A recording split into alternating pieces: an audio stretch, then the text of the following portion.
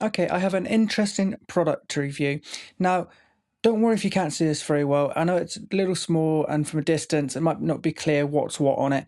Don't worry, I will show you it closer up later. But for now, I'm just going to tell you what comes included with the product, what the product is, what it does, and then near the end I'll show you it closer up and I'll tell you if I recommend it or not and the price. Okay, it's a SpyderCube, which is, as they say on their website, color control by balance and light. Now, to put it simply, what you do is, well, basically it's for easy color correction, easy way to balance your white balance, things like that. It's great for white balance and various things like that. So what you do is you take two identical pictures, almost. You take one picture with this in and one picture how you want the final image to look without the interruption of this being in it. Okay, so what you do, take a picture holding this, or if you have a subject in the picture, such as a portrait, you could have the subject holding this by the cord that's on top. Or if there is nobody in it, you could have it sitting on something, sitting on the table, or say you're taking a picture with a picnic table, you can have it on the table or whatever. Because as you can see right now, it will stand up. It has a little leg on the bottom, like a monopod, so it does stand up on its own. Or you can hang it from the little bit of rope there at the top, the little hook at the top, or somebody could hold it.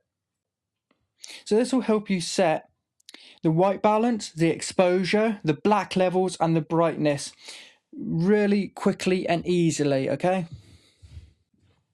Now, you may have noticed that there is a little chrome ball at the top.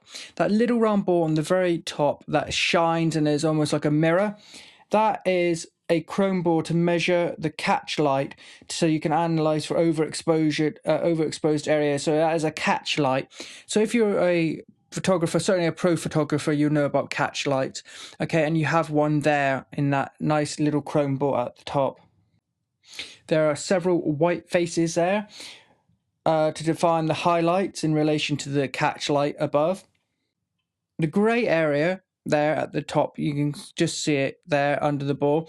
That grey is 18% grey, a nice neutral 18% grey to measure your color temperature and your midtones, and that is in all kind of lighting conditions. This works as well, so that is really great.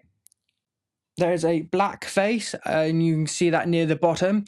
So you have the 18% grey faces, you have the white faces, and you have the black faces. Now the black faces are to define shadows in relation to the black trap. Now the black trap is, and now you probably won't be able to see this very well on camera at all. Maybe even if I hold it close, you won't be able to see it. It's going to be very hard to see this. But in that black square area there is a little round black hole. That is actually a hole that you can even put your finger in. That is a hole, and that is your black trap there. It is a very, very portable. It's very small, and you'll see it in my hand in a minute. What does it come with? Well, this is the really good thing. You might expect it just to be it itself. Well, it does have, and I'll show you that in a second, a drawstring carry pouch to store it in to help to prevent it from getting scratched and just to make it a little bit more portable. It also comes with a lanyard as well. If you want to attach the lanyard to it or whatever, you can. I've left it off, but I'll show you it closer up. Then there is a basic little, very small square manual. So yeah, you do actually get a lanyard as well as a carry pouch included with this, which is great. There's something you might think it might not have, or at least not the lanyard, but it does come with it. I think it's quite good for the money. It does have 2 years of warranty. There is videos. This is not a tutorial, this is just a review, but there are videos online showing you how to use this and how to edit photos that you've taken with this. There are some, and I have seen them myself, so just look it up on YouTube, okay, if you want a video tutorial. Now let me just look at the instructions and see what it basically, just quickly read it before I finish up here. Step 1, white balance. First, you orient the cube so that the lower black face containing the black trap, that is the one with the hole in it, is at the bottom front, and that the two split white-grey faces are both visible. Take a photograph that includes the cube and, of course, one without. The one with it will capture important information about the shooting conditions, which can be used in the RAW adjustments. for white balance, use the white balance tool, sometimes called the grey balance tool, although I rarely see that term. It's almost always called the white balance tool. Anyway, which is typically on an eyedropper to set the color temperature. This will also set the tint as well.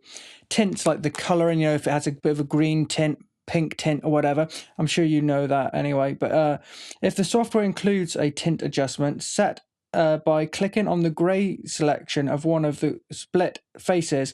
Choose the brighter face as it represents your primary light source. So you use your white balance tool to click on the brighter of the white faces, okay? Now exposure, adjust exposure so that none of the color channels are clipped in your RAW converter's histogram. Keep an eye on the cube in the image for reference as you make this adjustment. For brightness, next, brightness can be adjusted to compensate for lighting or darkening that occurred during exposure. Check the RGB values of the grey face under the primary light source. This face is 18% grey and can be used to determine how light or dark a midtone should be. Okay, now for the blacks, some software, and it seems quite rare, and I don't know why, it's just so useful. Some software do have a black eyedropper tool as well as the white balanced eyedropper tool. Now, if yours have that, you can just click on the eyedropper, then click on the black trap in your photo. So easy, but some do not have that. So if your software does not have a black level dropper, set the black slider to show a clear distinction between the black on the black trap and that of the surrounding black face that is around the black trap. Okay. Now, for more information, you can go to datacolor.com/SpyderCube. That is their website for more kind of manuals and information, things like that. Now, shall we have a bit of a close look at it a minute? Hopefully you can see that. There's your chrome ball on the string here. Now there you have your 18% grey, your white. Then here near the bottom, hopefully you can see that. I'm not sure how well it shows up on camera. I won't know until I edit this. But you have a black face with here is a hole. That hole there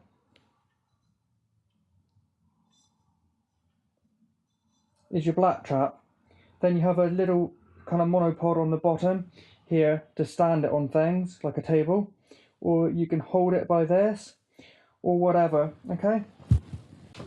Now this is such a useful tool for photographers because it can be a little tricky, especially if you're an amateur, but even if you're not, even if you're a professional, it can take time to do these kind of white balance, black levels, all this kind of tweaks and adjustments just from looking at an image and the histograms, things like that.